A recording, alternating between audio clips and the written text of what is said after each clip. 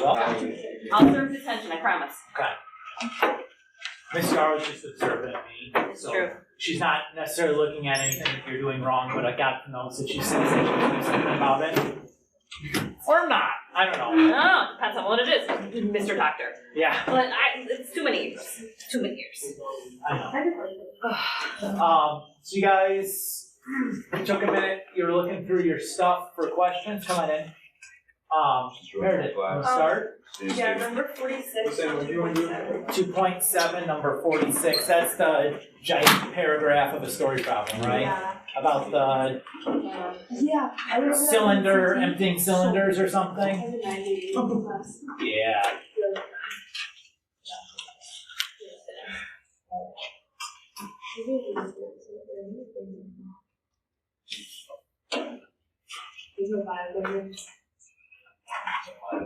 You are. All right. So start with a couple of these questions from the homeworks. In like another month, you're going to understand why I chose some of the questions I did from this section. This is a very common presentation of another type of problem that we'll talk about much later on when we do applications for derivatives, but it's a nice, like getting familiar with these sorts of scenarios visually. Starting point. So this says if a cylindrical tank holds 100,000 gallons of water, which can be drained from the bottom of the tank in an hour, then Torricelli's law gives the volume V of water remaining in the tank after T minutes as V of T equals yada yada yada.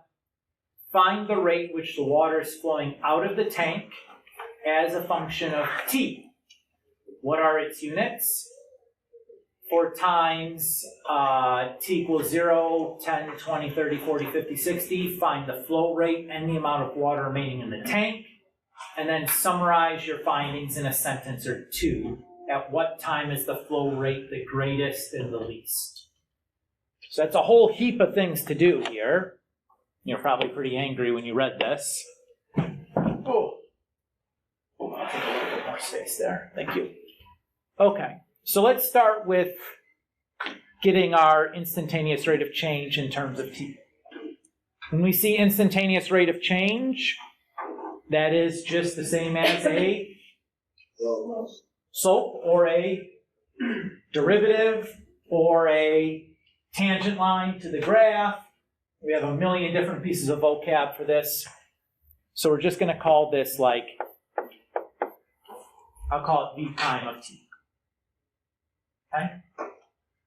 So to do that, I'm just going to take the limit as h approaches 0 of V of T plus h minus V of T all over h.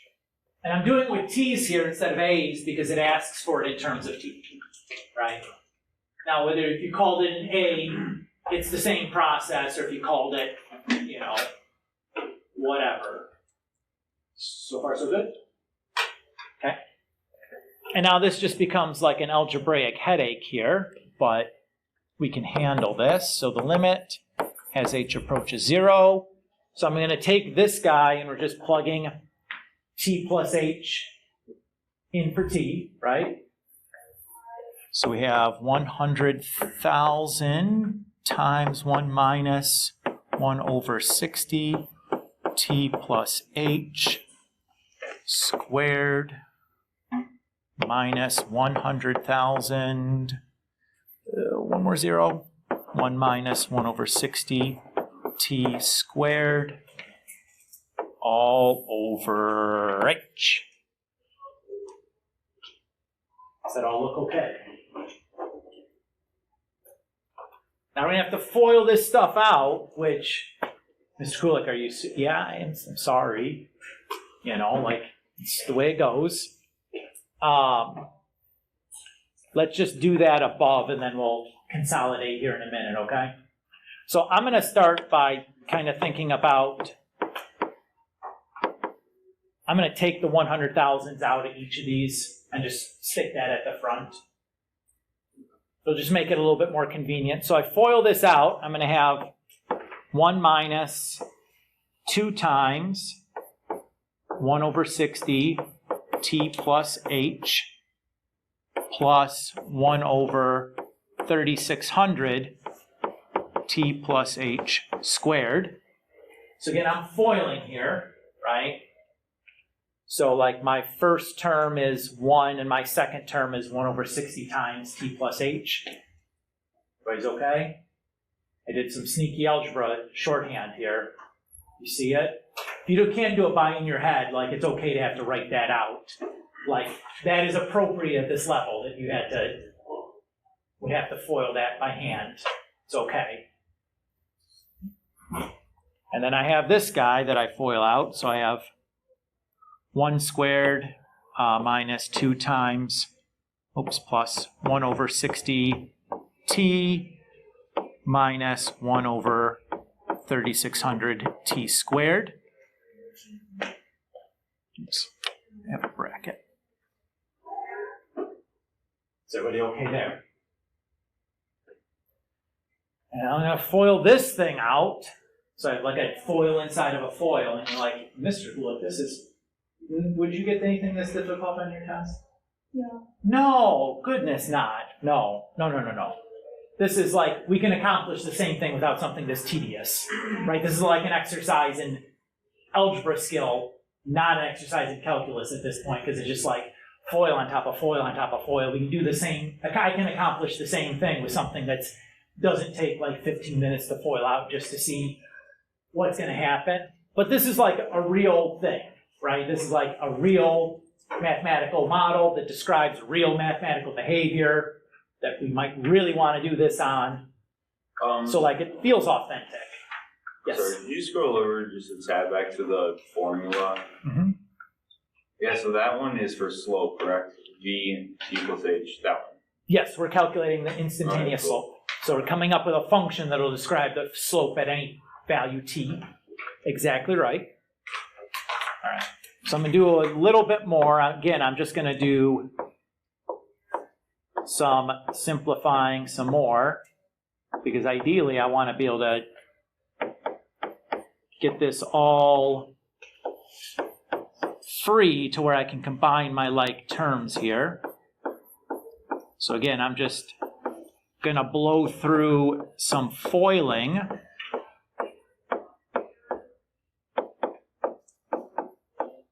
Just in the interest of time. I know that, like, again, this sort of foiling isn't instantaneous for you, and that's okay. That's appropriate for the level you're at. Like, I'm just trying not to take a half an hour to do this problem by, like, having to muck through the foiling one step at a time. Because the interesting results is what happens after this, right? So let's combine some like terms so that I have a positive 1 and a negative 1. I have a negative 2 over 60t and a positive 2 over 60t. I have a positive 1 over 3600t squared and a negative 1 over 3600t squared.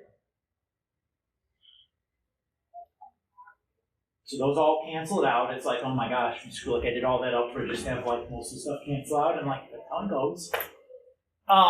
If you notice, everything that's left has an h, a factor of h in it. Remember, this is all just me just trying not to have to rewrite this thing 100 times. This is all still over h, right? And there's still the times 100,000 out front. But I can, or we can, we're doing this together, I guess, reduce the h's. And now let's put this thing back together now that we've done a whole heap of simplifying. So I still have my 100,000 out front, and I have a negative 2 over 60 plus 2 over 3600t plus 1 over 3600h. I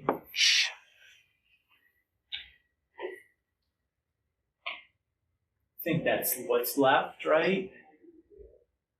I think so. Now it's direct substitution time, right? So the h goes to 0, so that term with the h on it just kind of drops out of there. And we're left then with our derivative in terms of t as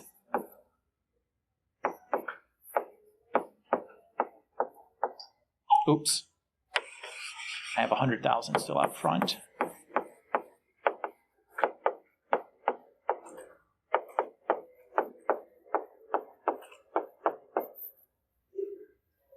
So that's kind of like my function. And again, I can distribute the 100,000 through and reduce some fractions in here and all that mess, but what I gave him was a function in terms of t, so that should be good enough. Everybody's okay? Now what it asks for is the value, the rate in which the water's flowing out. Oh, it wants a unit on this, right? I think a unit was what it asked for next. Let me look here real quick. So we have this part. What are its units? So remember, what is this slope function is what this is, right? So slope is y over x. So the y in this case is my volume. In the problem, it tells me the volume was measured in gallons. And the x in this case is the t, which we're told was measured in minutes. So the unit on this should just be y over x, gallons per minute. Everybody good? Easiest part of the question.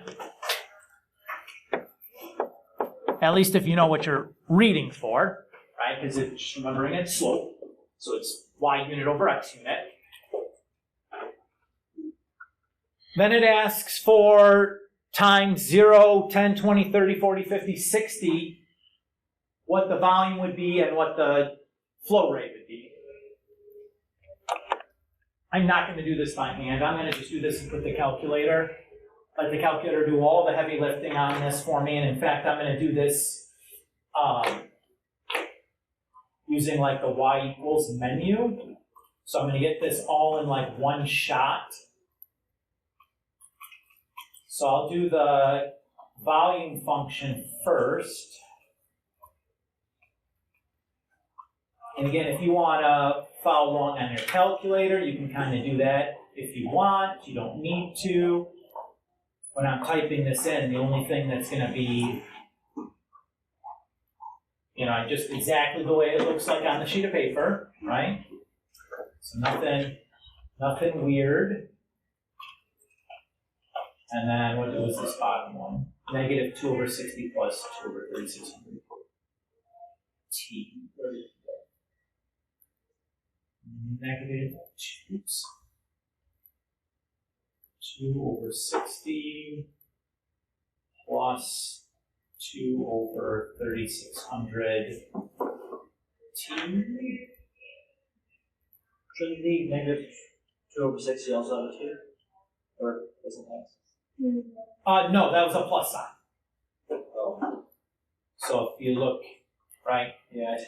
it's a plus. I know, like I try to make, like my t's, I try to put a little hook on there I see. to differentiate a t from a plus. But like as a math, like if I'm publishing a math textbook, I hate t's as variables and I hate l's as variables.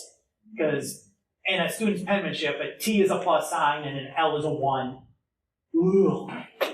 But it is what it is. That's what they use. I try to put a hook on my t's. I do the best I can. My penmanship's garbage anyway, so like we're all just doing the best we can. I can read it. So I typed this into the y1 and y2. So y1 is the volume function and y2 is the slope function. And what I'm going to do is I'm going to set the table to start at 0 and go by tens. So I did second and the window button to do that. And then I'm going to just look at the table, so second and graph. So this is the volume at time 0, and that's the flow rate at time 0. The amount of, so the negative here means what? It's going out. That volume is leaving the container, right? So seeing a negative flow there should make sense. And then as volume goes down, what do we notice about the flow rate? It's slowing, right? If you think about it physically, if you have a big container full of water, when should it be flowing out the bottom fastest? At the very start, when you have the most downward pressure pushing that water out the bottom. And as that container empties out and there's less mass pushing the water out the bottom, we'd expect the flow rate to slow and slow and slow. And that's exactly what we're seeing here. Right? So that's like the second half of the question. Meredith. That was a load of stuff. Mostly the reason I gave you this was for the situation, to think about the situation, because there's a situation that we're going to visit again in another context of problems later on. So mostly it's to familiarize yourself. The equation that you had to take the derivative of was plain nasty. Like there wasn't a great way of doing that. It was gross, it stunk. But wouldn't ask you to do something that complicated ever in a time setting. In homework, fine. You know, like the result was neat, was interesting, it makes sense, it reinforces intuitively what we would notice in the real world, which we love.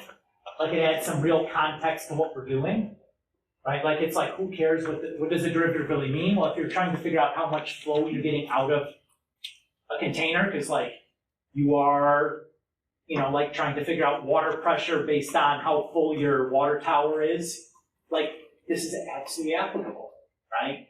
So that's kind of where I'm at. Like what the point of this is, Brooks, or why I chose this problem anyways, which was like kind of an enormous problem, which is okay to be like, ugh. Yes, go ahead. I understand where you got the first equation, that makes sense, but where did you get the second one?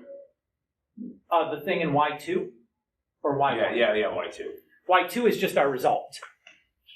Oh, okay, so then which one's Y1? Is that Y1 was the thing that they gave me at the start. Oh. So this is my equation for volume, Okay. right?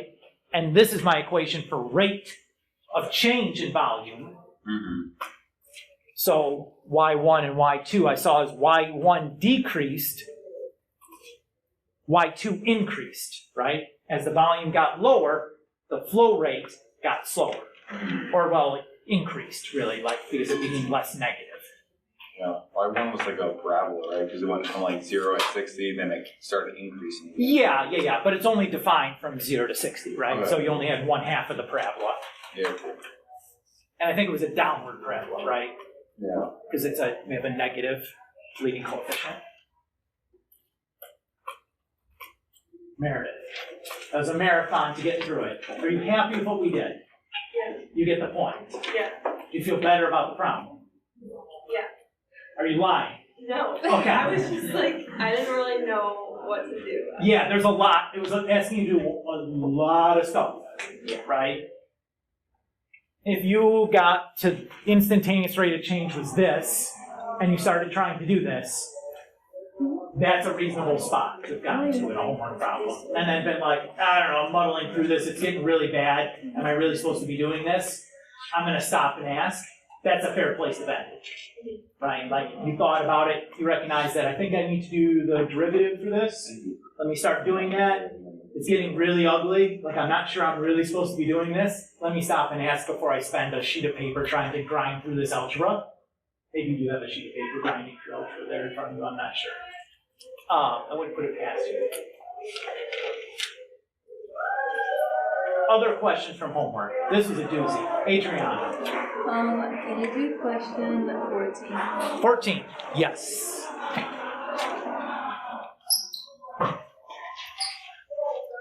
I imagine this one will be hopefully a little less demanding. I can't imagine it was as bad as the other one. 14, that's going to be on another show. Hold on.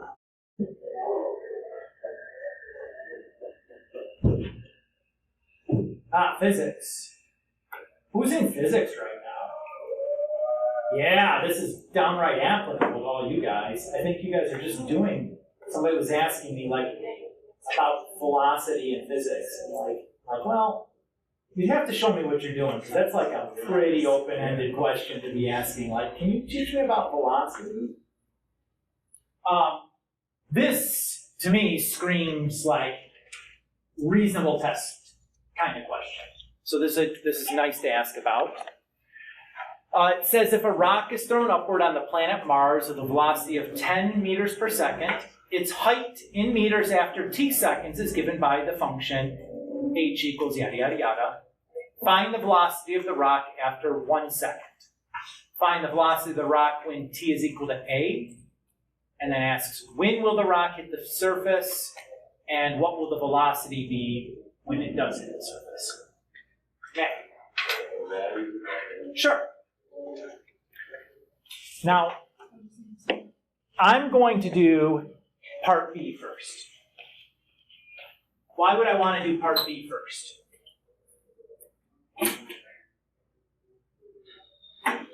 After I do part B, Lucia, do you have it? Yeah, well, if you find the velocity of the rock and t is equal to a, then you can just plug it in 1. Yes, that's exactly right. I don't want to do that limit thing twice if I don't have to. If I do part B first, and just in terms of A, I'll get a function in terms of A that I can just plug 1 into and be done. 100% why we do that in that order. Did you guys catch what I'm saying? Okay, let's do it then. So the limit as h approaches 0 of h of a plus h minus h of a over h. Everybody still good to start? Okay. So limit as h approaches 0, I'm going to have 10 times a plus h minus 1.86 a plus h squared minus 10a plus 1.6 or 1.86 a squared all over h. We good? I distributed a negative through there, that's why the signs on that second part flippy floppy. See it? Mark says yes. Everybody else got it? See it? Okay. Still got some foiling to do. Ugh, Mr. Kulik. This foiling. I know. Again, if you have to write this stuff out and go slow through the foiling process, that's not inappropriate at this level. I'm going to bulldoze right through that foiling. Because, well, we didn't. We'd be sitting here for like way too long just watching Mr. Kulik foil things and like, I don't want to see that, and I don't think that you really want to do that. I don't want to also at this point of the day trust myself doing 2 times 1.86, so I'm just going to write it. 2 times 1.86. Be very honest with you, I'm really good at mental math, but even I like at this time, by this time of the day, I am like, I'm not sure I can do that right. Okay, it's combining like terms time, positive 10a and negative 10a, negative 186a squared and a positive 186a squared. We notice everything that's left is in terms of h. This is what should happen every single time, right? We do this and it fully combine, and then everything that's left is an h in it, and I can reduce my h's. We clear that indeterminate hurdle. Oh my goodness.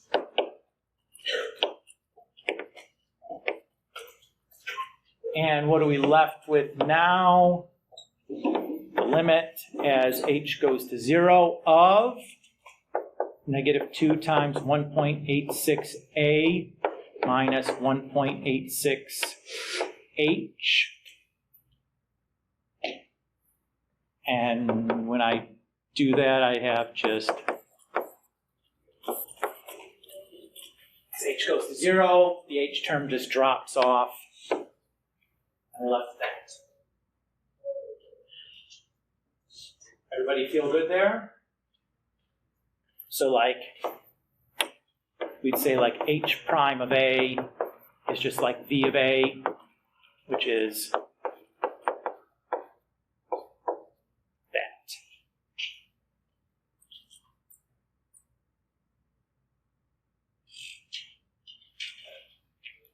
Oh! Whoa, Mr. Kulik. Whoa. Settle down. Yeah. What about this thing? You didn't even... I missed it, guys. I missed it. So there's like a 10 here. So there's like a 10 here. So there's like a 10 there. Okay. All right. You caught me.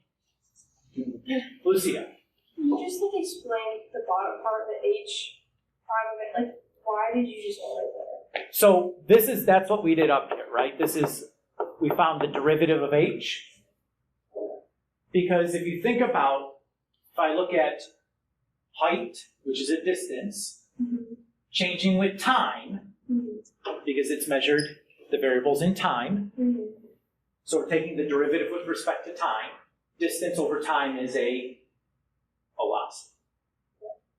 So every time we're using that formula to plug in our numbers, it's going to be H prime of A or whatever we're using. Right, yeah, whatever the name of the function is. Yes. So this, again, this is our definition of a derivative. That's derivative is h, like f prime of a. It's the instantaneous rate of change. It's the tangent line. It's all these. We have a million different words and symbols for the same thing that, depending on the context, we'll use. But that's the idea. Okay. So we did that, and we caught our mistake before we got to part A.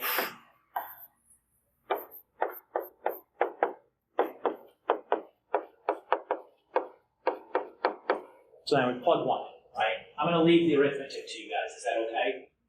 Fair enough. See how much, isn't that easier than doing the same thing with a limit again? It just, let me just do it once the hard way and then I'll just plug in afterwards. That's why I wanted to do part B first.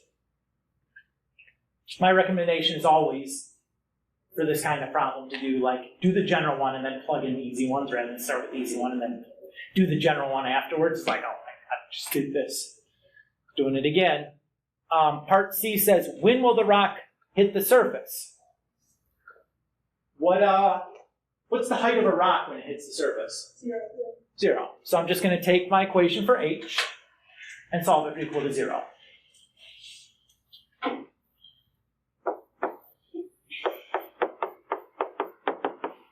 So I have 10t minus 1.86t squared equal to 0. How do I solve something like that? Factor out of t. Yeah, just factor out a t.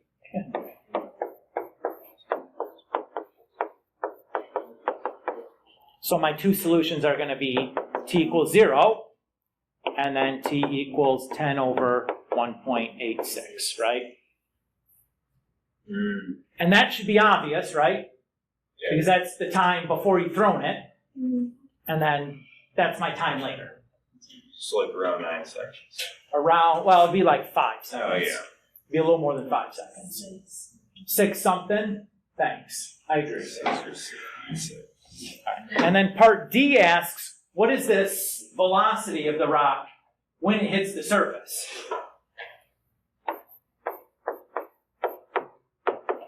So I'm just going to take that answer and plug it into that derivative function we found before.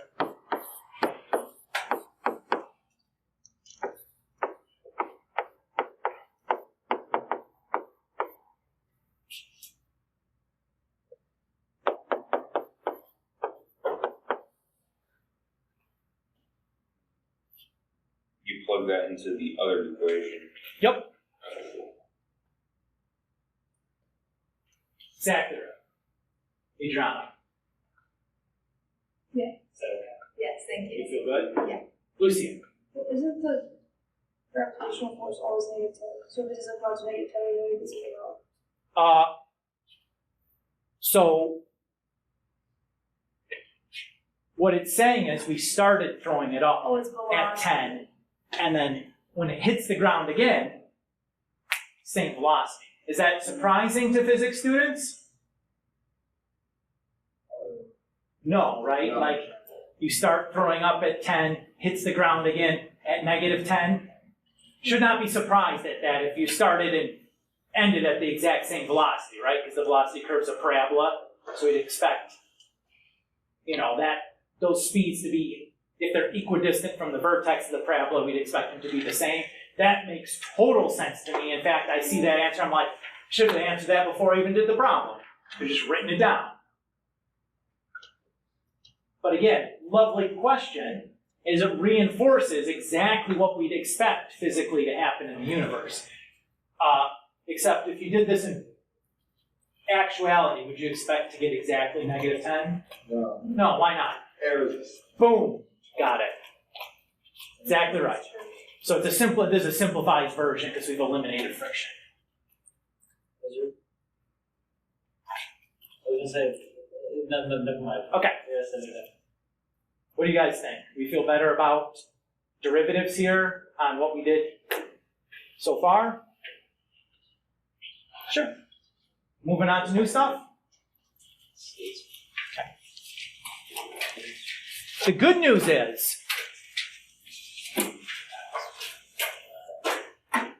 Derivatives like the same, Jesus, derivative like the same as what we were doing like way back earlier in the year of just like finding, like just like simplifying the limit and stuff. Is that basically the same? well, you need your simplifying the limit skills to do the derivative the way we defined it because it's defined as a limit. Okay. So yes, those same skills come into play. So a derivative is a limit, right? Okay. Or at least the technique we're using to find the derivative uses a limit. Okay. It's not the only technique. In fact, we're going to discard this one, kick it to the curb Cool. in another section, and it's going to get all of a sudden get way easier, and then it'll get harder again, but it'll always be easier than this. So last time in 2.7, we talked about finding the derivative at a specific value for x, that value a. Where is this, right? It's the same formula I've quoted like 4 times now on the board as we went through those other 2 problems.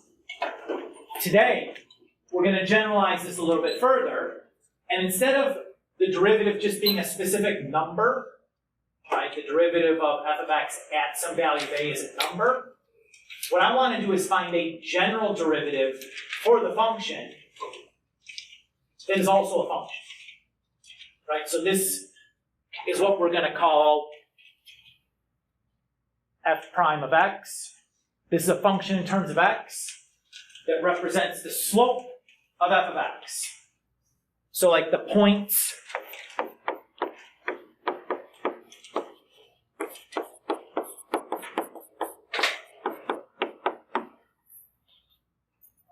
for f prime of x are going to be x comma the slope of f of x at x. Is everybody okay with that? So this is a function now. So this derivative now is, we can think of as an operator on a function. So I can take the derivative of f of x, it's like doing an operation on a function, the result will be another function back. You guys see it? Okay.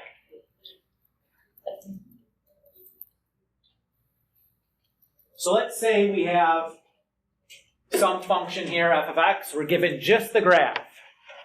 And we're asked to sketch the graph of the derivative. It's not a difficult question if you know how to look at it.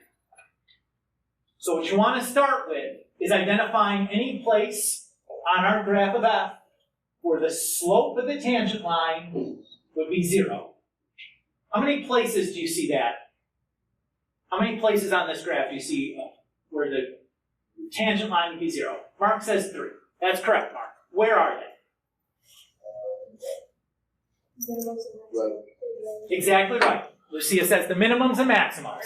100%. No, you're good. We're doing this all together. Okay. You can chime in. Rachel C. Right? So if I draw like the tangent line to the graph at those minima and maxima, it is a horizontal line, right? So I know my derivative is going to have a 0 here, a 0 here, and a 0 here. Everybody's good? Now if I look at this part of the graph, notice that it's decreasing. So the slope on that part of the graph is negative, which means that my derivative should be below the y-axis. Oh my goodness. Wait, so is it just like the opposite? Yeah. So now if I look at this section, there the graph is increasing, which means the slope is positive, which means that I should be drawing my derivative above the x-axis. And if I estimate here, if I look at this little section, like right, oh, come on now. Right there. Looks like about a slope of 1. That looks like the steepest part. Everybody agree? So I'll just like say, okay, oops, right there. Come on now, stop. Stop. Is like, It's turning against you. I know, like, I get, what happens is you zoom in on this thing and it wants to be like, no, you desperately just want to move this picture. It's like, no, I do not want to move the picture. I want it to stay right where it is. Okay. So like right there, right? It's going to do like that. Notice here, like, the slope is it's not very steep now, right? It's very low. That's a very small slope as we get close to 0. Same thing here. Still positive, but very small. So it's very close to the x-axis. The biggest is here at like 1. Goes back down. If I look at the next section, that's all decreasing. Means that the slope is negative. So the derivative is below the y-axis. The steepest part of our graph is like there, right? That's what, maybe -3 or -2 for my slope? Something like that? That looks good. It's a guess.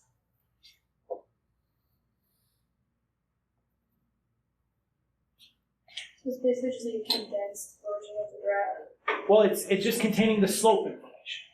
Remember? The points on our derivative is x comma slope of f of x. And then this now is positive the whole way out, right? And it's getting like infinitely steep as we go. Oh, goodness gracious. So just whatever.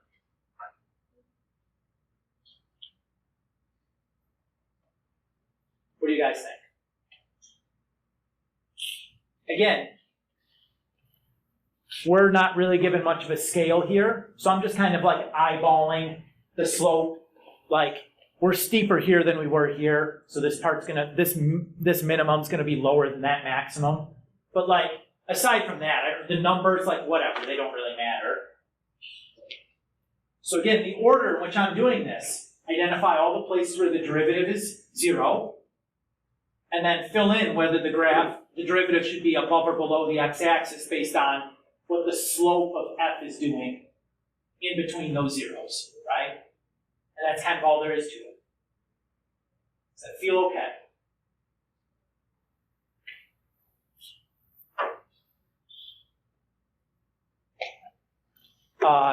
Asks us to find the formula for f prime of x.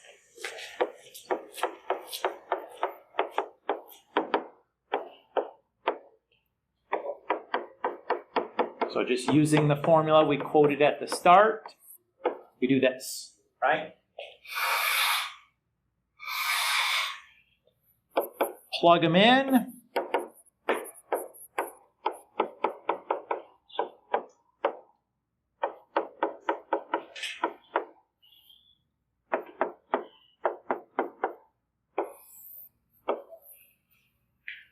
So that. Is everybody okay with what I plugged in there? What's the unfortunate part here? The binomial that's cubed. Yuck. Does that mean I have to do like a triple FOIL on that? Well, not if you remember the binomial theorem. So remember that? That sounds like a name that you probably talked about in pre-calc last year. Is it like the a squared plus minus ab plus b squared? It's it has to do with the Pascal's triangle. So it's like NC0 times P to the N times Q to the 0 plus NC1, you know. Isn't that factoring binomial? A squared minus ab plus That was the worst of the worst half of AP pre-calc. There's like, I think Isn't that like factoring a binomial and find the exponents or something? Yeah, so it's using Pascal's triangle, get you the combinations out front. Yup. Will we be given Pascal's triangle or? I won't ask you to do a cubic one on a test. Because like, again, would it be different if I gave you a quadratic that you could FOIL simply and quickly? Yeah. I mean, like, What would be- from a calculus standpoint, no. It's like the same problem, it's just not tedious, right? Do you think on a time test setting, I want to minimize the amount of tedium you have to do? Absolutely. If I can give you a problem where like, it doesn't require like something stupid, Yeah. like I would do that. I would pick the not stupid version over like the really long and tedious one. This is a really random question, but are you a Tigers fan? I don't know. Sorry, because someone wrote some pretty derogatory terms on you. Oh, Yeah, thanks. gotcha. Frankie? Can you explain how you got from the first step to the second? Yeah. So f of x plus h means I'm going to plug in x plus h into this. So that's that, right? And then minus f of x, well, this is f of x. So that's that, just with the negative sign pushed through. Okay. Is that what you needed? Yep. Perfect. All right. So combine, boom, boom, boom. Nothing left but h's. So boom, boom, boom, boom.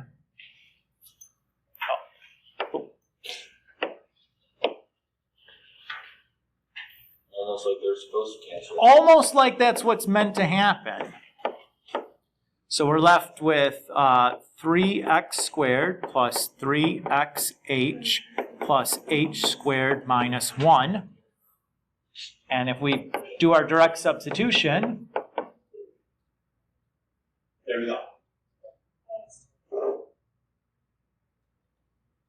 Wait, can you do 3, like cancel the 3 or something and then do x plus 1, x minus 1, or is that too far? I mean, if you want to factor it, you could factor it if you wanted to. You don't need to, though. There's nothing gained by doing that, but you could. It's not wrong. Still the same. What I want to point out to you, though, the thing to take away and tuck in the back of your head,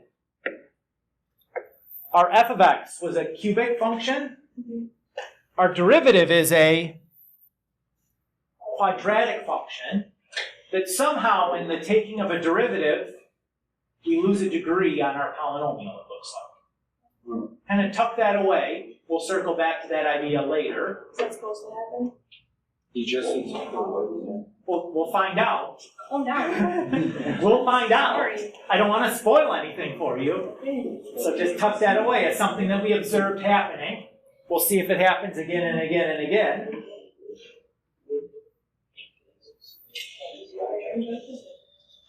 All right. And I don't want to, I'm not going to graph these two just in the interest of time, right? You're going to see the same thing we observed before, where like the max and min on f are the x-intercepts for the derivative, where f is decreasing, the derivative's negative, where f is increasing, the derivative's positive. It's going to be a quadratic and then a cubic.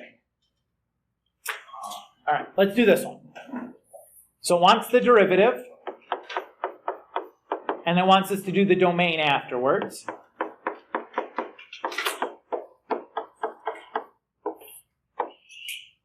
Oops, what'd I forget? Limit. Point off line test. I didn't give anybody points off for forgetting your Oh, you limits. didn't? I just wrote them in there and told you about yourself, but like, Oh. I know I told you I was going to, but things were going badly anyway, so I just felt like piling on at that point. Doing bad enough. I'm gonna be real honest, like I had every intention of marking down for that, but like, as I got through, I'm like, I don't need to mark that for this. It's just overkill.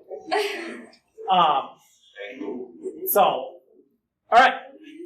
So go ahead and plug this through. This is an interesting result that we're going to get here, though.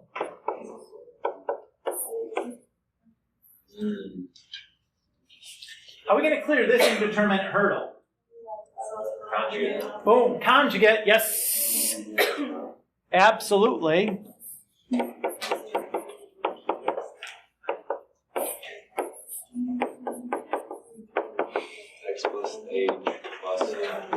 Minus x. So x is canceled.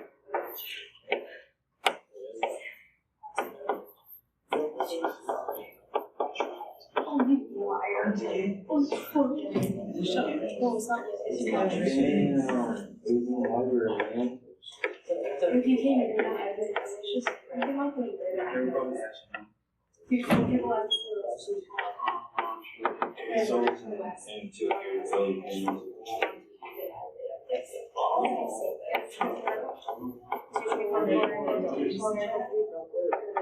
Can you talk about?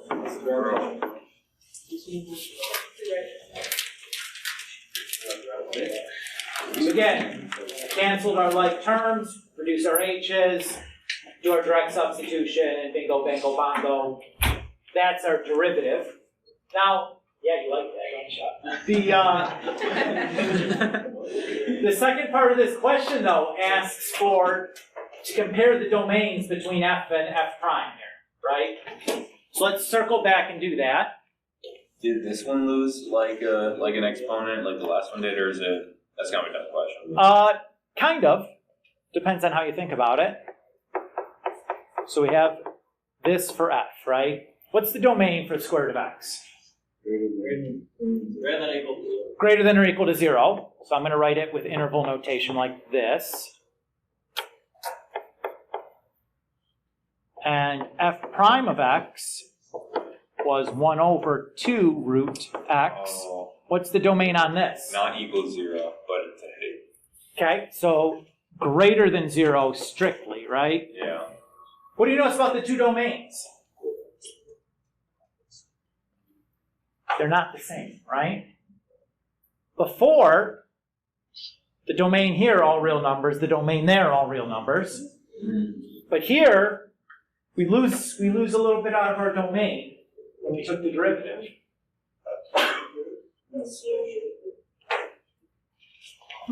Tuck that away. We'll circle back to that idea here in a second. I know, right? It's like, Mr. Kulik, what am I doing? Going on a scavenger hunt here? Yeah. I mean, well, we're telling a story, right? Oh. Like, we're telling a story about mathematics, Yeah. just like when you're watching like a TV show and they're like, oh, they showed that guy has a gun in his nightstand. I bet that's important to see later. Isn't there a rule for that? Chekhov's gun is what it says. Yeah. Like, you don't show them a gun unless Yeah. you plan on using it. It's like a plot device in Yeah, isn't it? Like, storytelling. I don't Everybody okay? know. Oh yeah. I'm going to skip this one because it's just kind of nasty, and it's doing the same thing. There's nothing new to be gained from this. And we took a long time on questions at the start, which is good. I'm happy to do that. But the Meredith's question was just like, that's like a 20-minute question. It's okay. I'm glad you asked if you had questions about it. No, not guilting you at all. But like, I'm going to skip some of the redundant detail on some of these questions. Is that okay? Yeah. Sorry. Of course, yeah. So this is a notational thing. But all this junk all means the same thing. F prime of x, same thing as y prime, same thing as dy dx, same thing as df dx if you're talking about an f of x, same thing as d dx of f of x, same thing as d of f of x, same thing as dx f of x. This stuff is rare. I almost never see this notation. I don't know who uses it. I've studied a lot of mathematics and I don't ever see that notation for derivatives anywhere. Which one? The ones at the end I labeled as rare. This stuff, though, common. Like, you'll see that, you'll use that, I'll use these notations. The one worth pointing out to you is like this one where we're using like that d dx as like an operator on the f of x. So it's like I'm doing this function, this operation, d dx, on the f of x. Where like at some point we'll be doing like taking the derivative of both sides of equations to do things. That's kind of the notation that I'll use in those contexts. We'll get to it as we get to it, but I'm just kind of like introducing ideas that we can circle back to so it's not like abrupt all at once, and I've kind of sprinkled these things in like a trail of breadcrumbs that we'll pick up later. Is everybody good? Okay. Definition. We say that a function is differentiable at a if f prime of a exists, if it's a finite value. Right? So if I say, is this function differentiable at 2? All you need to do is take the derivative of the function, plug 2 in, and see if you get a number back. Right? That's it. That's your check. We say that a function is differentiable across an interval, from like an open interval from a to b, if it's differentiable on every number in that interval. Just like we had continuity at a point, and then continuity over an interval, we have differentiability at a point and differentiability over an interval. Okay? Differentiability at a point, we're just checking one value. Differentiability over an interval, we have to check every value on the interval. How many values are there on the interval? Infinitely many. Do you think we're ever going to do that by hand? Nope. We're going to do it the same kind of way we check for continuity on an interval. We'll just look at the type of function and be able to quote it. Everybody's good? We'll get more practice on that later. I'm just preloading that as like this is the same idea as continuity because the two are directly related to each other. So let's look at where the function f of x equals the absolute value of x is differentiable. I think probably the easiest way to do this is to think about the graph.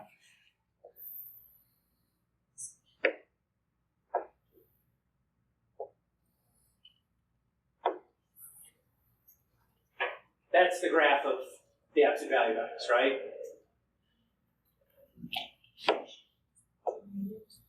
What's the slope for any point on that part of the function? -1, right?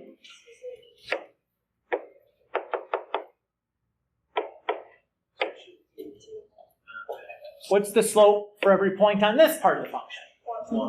+1, right? Differentiable everywhere here, differentiable everywhere there, right?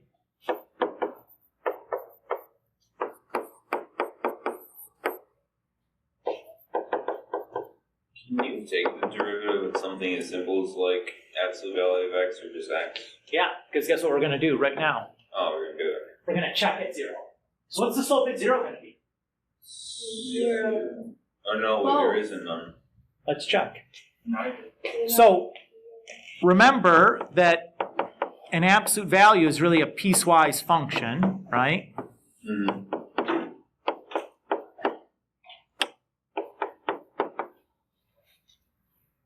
Very good there. If I want to check the limit at a piecewise function, I have to look at the left-hand limit and the right-hand limit, correct? Make sure they equal each other. Uh-huh. And we already know.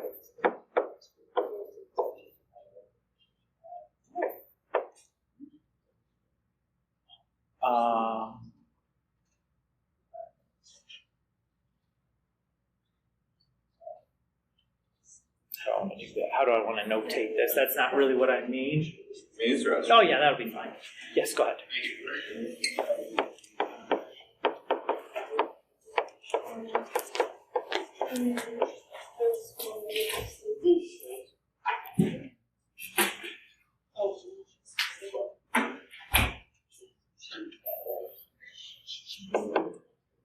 So if I do this,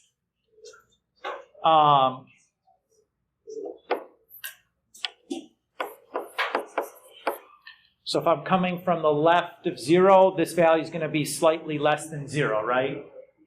So I'll do the negative of this. Oops, got my limit.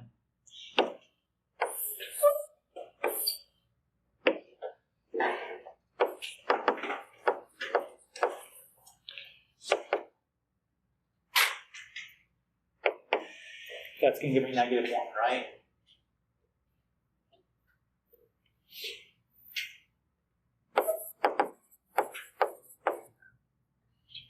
If I do from the right,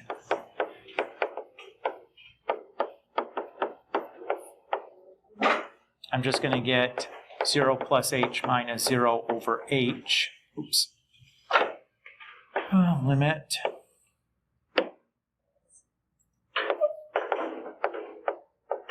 Which is just 1, right? But, wait, so H is H of purchase, so you plug 0 in? No, I reduced. Oh. Huh?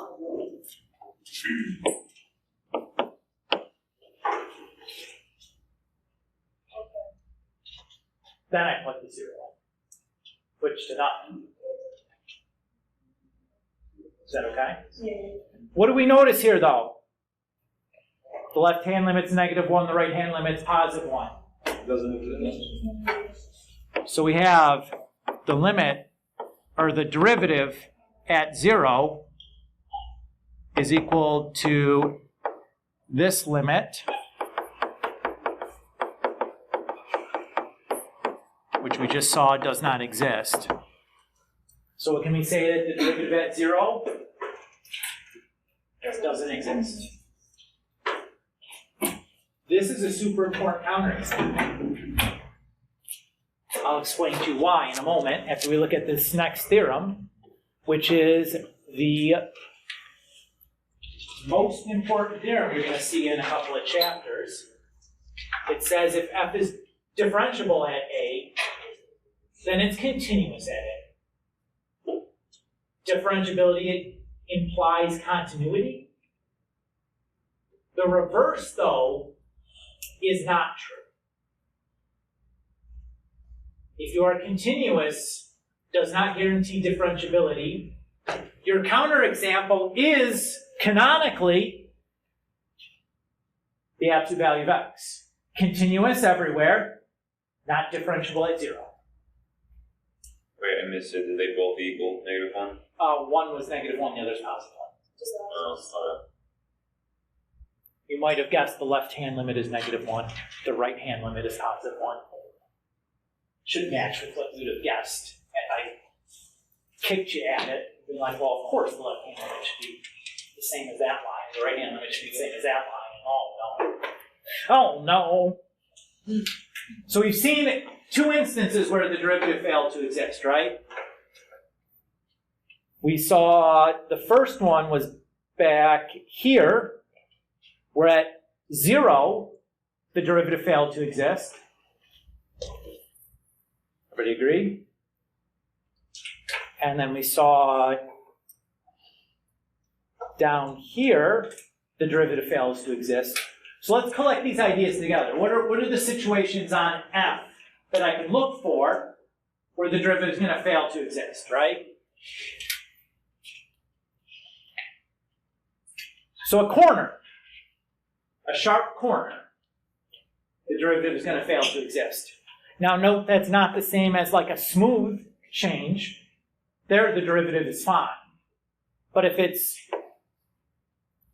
sharp, where it's going from positive to negative, immediately, where there's no like positive, slowing down, getting to 0, 0 going to negative, like that smooth the change in slope, that's going to be okay. So the slopes are different. Yeah. Everybody's okay? So corners. A discontinuity, you're always going to get the left-hand limit and the right-hand limit disagreeing, right? And then a vertical tangent. So your canonical example for this is the cube root of x. Remember the graph of that looks like this.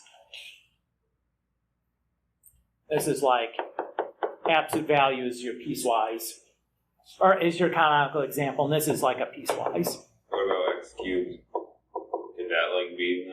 No, because there it's like a horizontal tangent.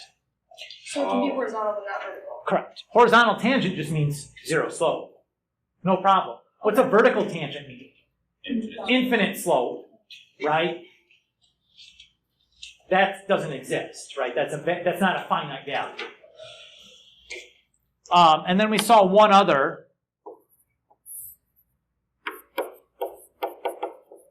If you have like a start, like a closed interval to start, like we saw with y equals the square root of x. Like you can't do the derivative at the end of an interval because you don't have a left-hand limit for it in this case. Or if it was going the other way, you wouldn't have a right-hand limit. Is that okay? Super important. The places where the derivative fails to exist, just from a graph. It might be something you get asked to do, like on a test or a quiz or something. Just putting it out there. Okay? Maybe. You can take the derivative of a derivative. We call that a second derivative. So what if I wanted to do the second derivative of this guy? Well, thankfully, we already did the first derivative. We did this problem earlier. We have that already. We did this example previously. So if I want the second derivative,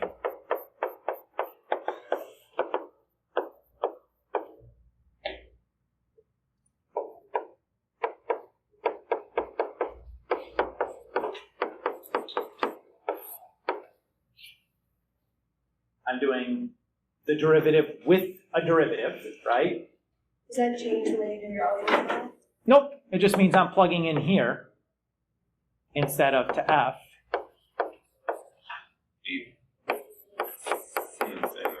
It's the same idea, 100%.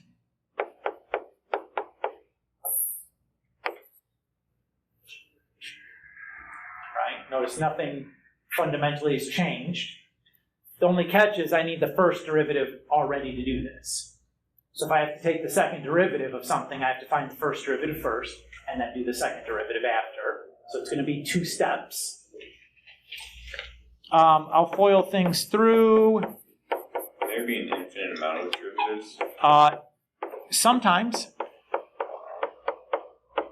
Depends on what the function is. Sometimes they stop and just become constant. Combine my like terms, reduce my h's.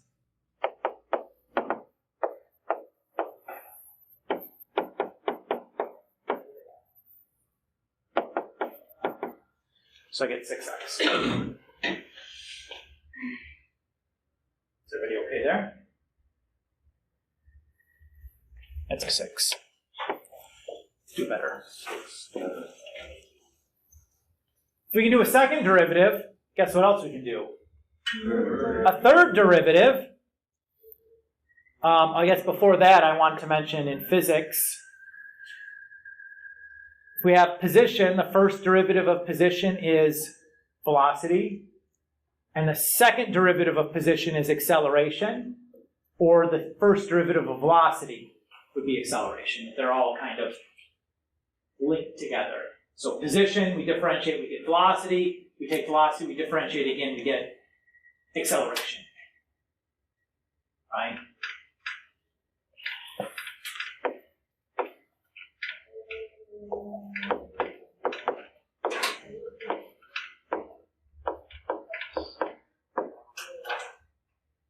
So this is like S prime. This would be like S double prime. You guys okay with that idea? Third derivatives. Let's take our same example here. We'll do a third derivative, see what happens. So again, from before, we had that the second derivative was 6x. What are you noticing each time I do a derivative here? It's getting simpler, yeah. That's 100% what we're looking for.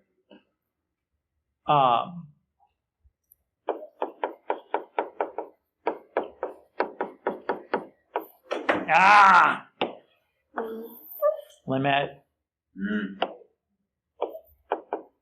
I'm having a bad limit day here, guys. You've reached your limit. I like it, I like it.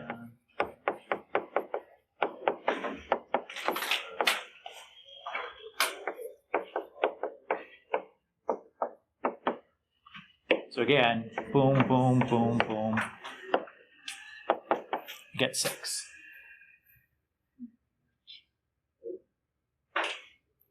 And if we want the fourth derivative, it says, right, that's what this is.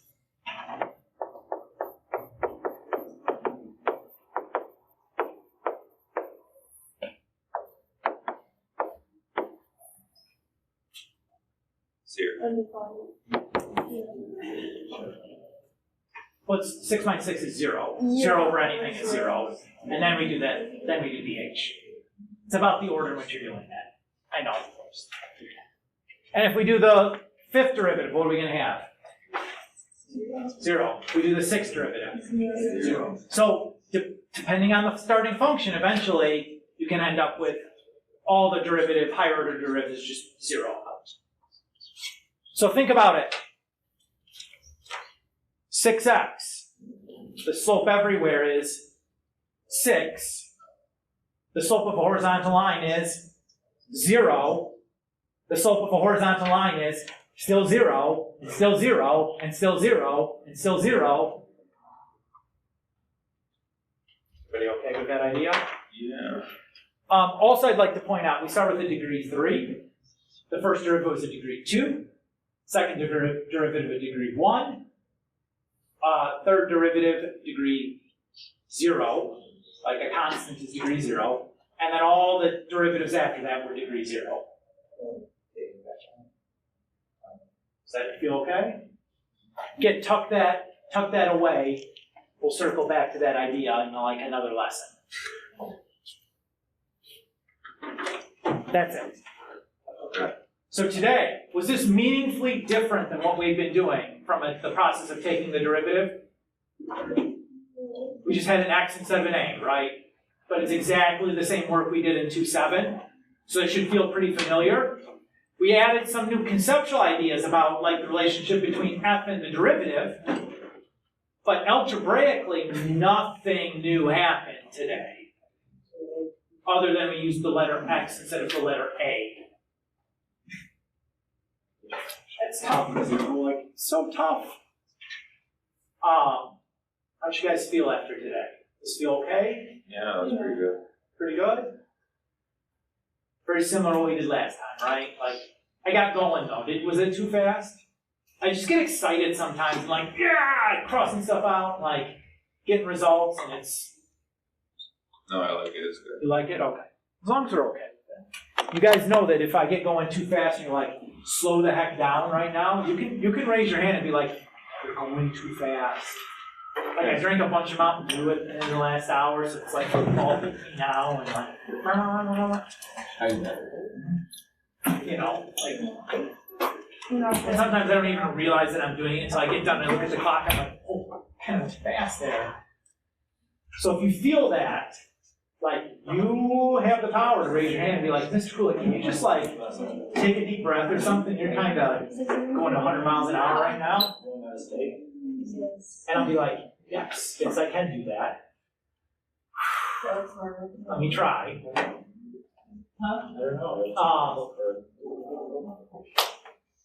I got good news for you next time. What? This Is easier? will be the last time we need to do a limit to evaluate a derivative outside of like proving a rule. So we can use the rule instead of the limit, which is a pretty good deal. So like on your test, the direction could be take the derivative of this without specification of how you need to do it. Would you elect to use the limit definition? Probably not. Probably not. The only case in which that might be helpful is if you have a graph as opposed to the, like a equation, right? If we have an equation, we'll give you like, feeding you the shortcuts on how to get around having to do that. I didn't either, but I've never. Which is pretty awesome.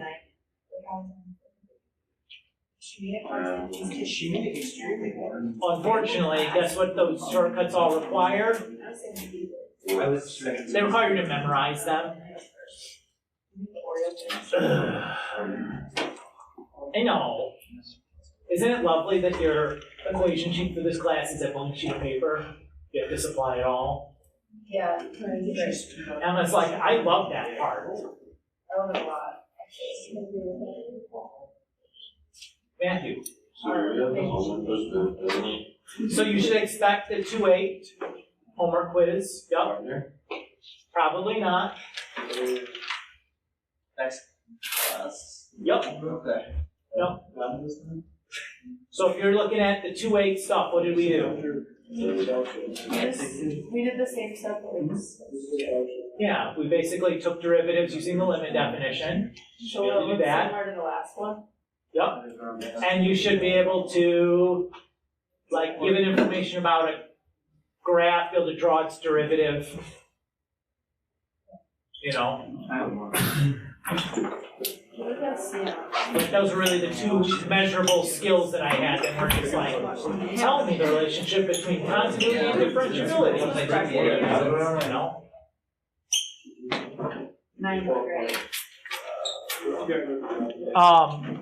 And I know you guys haven't been looking at the list of topics, but 2 more topics and test 2 is right around the corner here.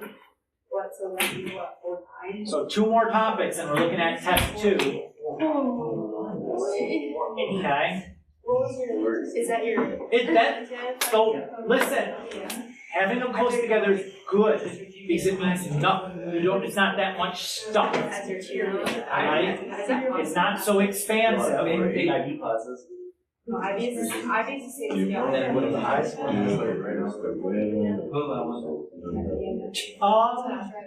Which means, because he's never had. Why an A don't or an A minus, he's always on the you just come in during a CT? Or like A's, he's never had A an A is kind of minus. like talk through everything.